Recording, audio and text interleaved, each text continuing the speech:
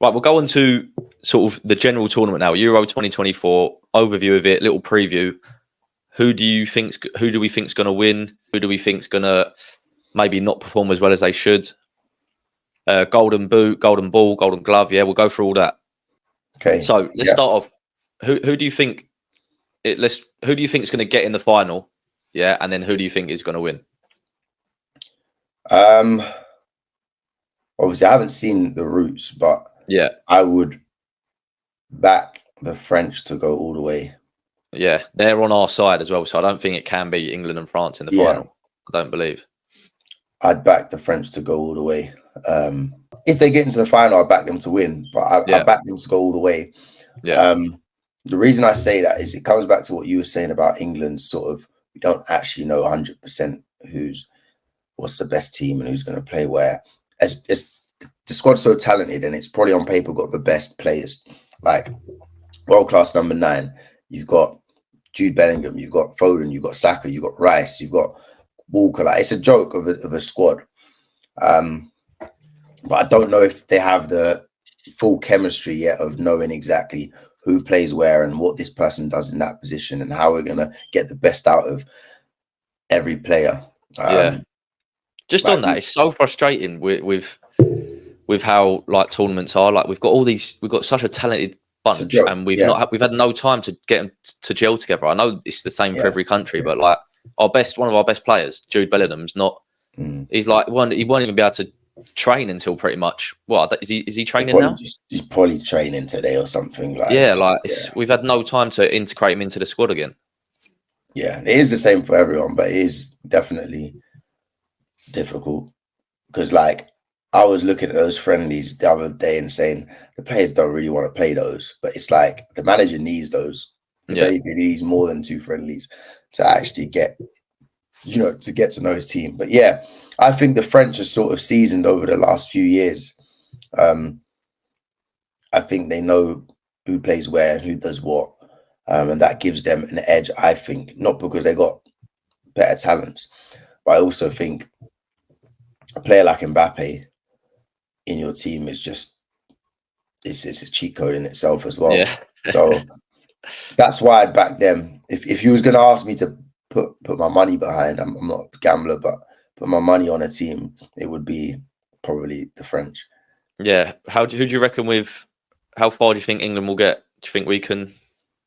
Well, you said they're on our side, so I think they are. Yeah, I'm pretty sure I think they'll go all the way till they meet. I think they can beat Germany. Yeah, I think they can. If for whatever reason we faced them, I think the French would be the game. And if we beat France anyhow, I think we win the tournament. Yeah, you reckon? If we beat them wherever? If let's say we meet them in the quarters and we beat France, it'd be our tournament to lose. Yeah, like Italy ain't the same side as they were a few years ago. No, I mean Germany. I think in Germany they're not even that like around the country. They're not too confident. Yeah, I think that's a weird. Obviously, they're the host nations, and the Germans will always have a name behind them. But I don't think they're the Germany of a couple of years ago. No, like they're all right. But that's why I say I think England should beat Germany. So yeah, I think the French, like, I don't see any team. Obviously, it's tournament football. You can lose to anyone. I'm not trying to say that England can't lose to anyone. We could lose to Portugal, could lose to Italy, could lose to, you can lose to all these teams. But I would expect us, if we turned up, to beat anyone, and the French would be the ones where I'm like, okay, we need to turn up and hope that they're maybe a bit off their game today, and then we catch them. Yeah. So I'd say England goes far until they meet France. That would be my prediction. Yeah. Hopefully that's not the case, but I can see it happening as well. Who do you reckon's got the golden boot and ball? So to be honest, I'll give mine, okay? Because I do think Phil Foden's going to get the player of the tournament. I feel like I think so. I think especially if England get to like the semis, he will. I feel like he'll tear it up, and he's just been on it. I'm not against that at all. Obviously, he hasn't done too well for England over the years, but he's also never come off the back of a season like now. So, he will play. Like, there's no reason for him not to play. And I And don't think he'll start Palmer, which makes me think Foden will be very pivotal to what we're doing. yeah, so give him the ball and let him do what he does. Like that's Yeah. that's what my advice would be in the camp. And if he does, and obviously England have to do well for the golden ball. Yeah, the team has to progress. So if England progress, he would probably be our star man. Yeah, I agree. Who do you reckon the golden boot? I'd go Mbappe. Yeah, it's what comes to my mind, mate. On pens as well, isn't he?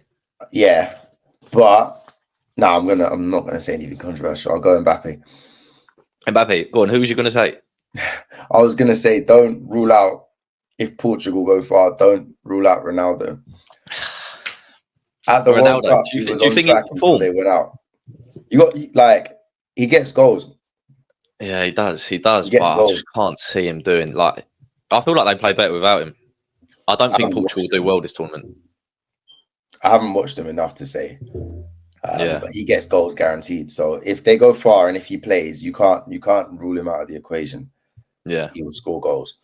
But I think France will go all. Like I think they'll go all the way, and I think Mbappe will be a key part of that. So I'd say him. Yeah. Yeah. Fair play. Do you have a player in mind that you think could? You know, with tournaments, there's always, especially the World Cups and Euros, there's always a breakout player who's sort of not really too known or too thought of in a really like high regard, but come out of the tournament and then they're hot property after. Is there someone you think that could happen with?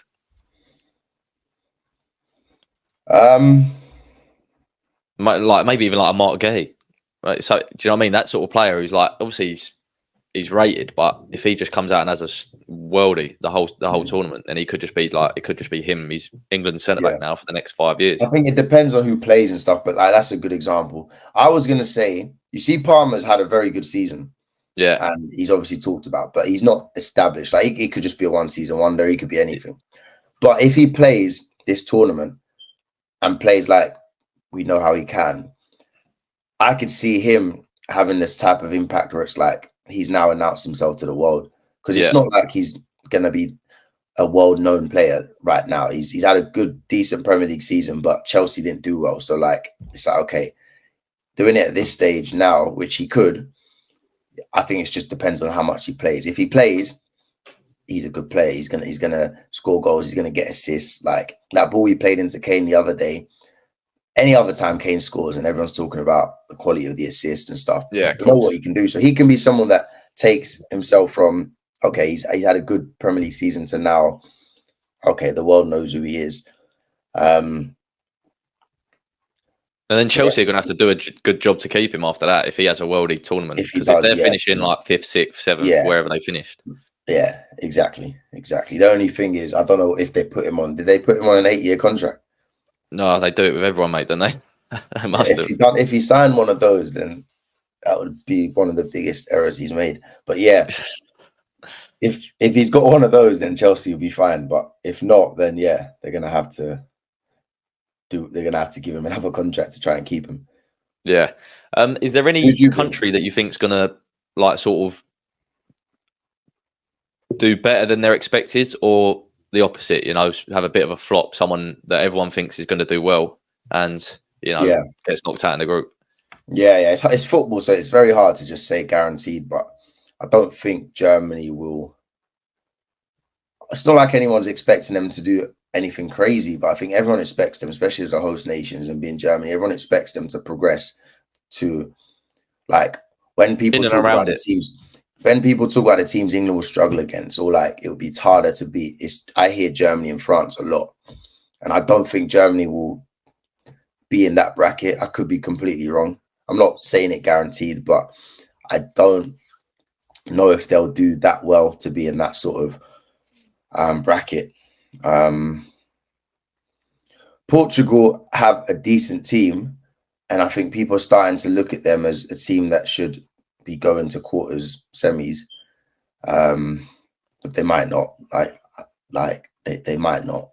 I can see them not doing that as well. Yeah, and their team is littered. Like you look at their names, their team's ridiculous. So many good players. I I don't think they'll, but I think they'll underperform Portugal. But I can't say that for certain. Like, you know how it goes in tournaments. Like, who you come up against is a big part. Like, it's so difficult to predict, because if you look at, for example, the last World Cup, England were just as stacked as now and were doing well, and then all of a sudden you meet France in the quarters, and it's like, okay, it's make or break here. If you beat them, then the tournament's yours. If you don't, then you're going home in the quarters. Yeah, and then it looks like underperformance. So I think who you meet is also a big part. Whereas you can have, we've had tournaments where we've had easy routes to the semis and finals, and it looks like a success because we got to a final, we got to a semi, but it's like, who did we beat to do that? So yeah, the draw is so important. Yeah, I think it's going to be like vital that England win the group, because if we win it, we play like the third place like team that gets through out of the last three groups. Yeah. So if we come second, we play first place of Group A, which is likely to be Germany. I'm not actually too sure who else is in their group. Let me have a look. They've got Germany, Switzerland, Scotland, and Hungary. So, I mean, Switzerland will always be decent. Yeah. So it could be Switzerland or Germany for me. I don't think Scotland will get through that group. Nah. So yeah, it is vital that England do win. Do you know what I mean? We don't just scrape through on a second place. Otherwise, we're going to have a hard time. I think it's important for confidence. Like, you don't, let's say you scrape second place going through, everyone's head's all over the place because they're just knowing what's going on back home, what everyone's saying and stuff. I think in order to get everyone moving in the right direction, like, unfortunately, England fans, they're going to always react the way they do. The media especially, going to always just really exaggerate things. So the England squad can't control that. What they can control is how well they do. And if they do well enough, they'll get everyone pulling in the right direction. So winning the group's important, not only for the draw, but to get the whole country moving together in the right direction. Yeah, that's the thing. The media already started their like shenanigans, didn't they? Do you see it? Exactly. Yeah, I saw all of it. It's just ridiculous, isn't it? Like, the tournament's not even started, and these are English. This English media, like, what is going on? Any little excuse, they jump at it, don't they? It's mad. I don't know why. Like, I guess it sells probably. That's probably why. Like, from a business perspective, but it gets us talking about it. That's it, isn't it? Yeah, and everyone looks scrolling through and talking about it, and that's what they want at the end of the day. It's not for no reason they do it, but it doesn't help anyone, because at the end of the day, we played Iceland with probably 50 or 60% of the players that will play on Sunday. It's a friendly, and you've got to remember, players in the back of their minds are kind of like, let me just get through this one unscathed and stuff. Like, Stone's coming off at halftime. If that was in the Euros, he's not coming off. He'd get through that. But it's like, cool. I've got a little knock. It's fine, but what's the point in risking? Let me come off. Like, you're losing a game in 60 minutes, you take Kane off. You wouldn't do that in a tournament. Like, it's just so. Obviously, it was underwhelming, but you can't look at that game and think, wow, like, you can't read into that game too much. Yeah, and Sunday players need to be left in their bubble, don't they? Like, they know this now. Like, the whole England squad know it. I've seen their camp, like the golf and spa hotel they're in and all that. I don't think they'll have any access to the outside media. I reckon their phones will have it all switched off. I really don't think they'll be like available to it.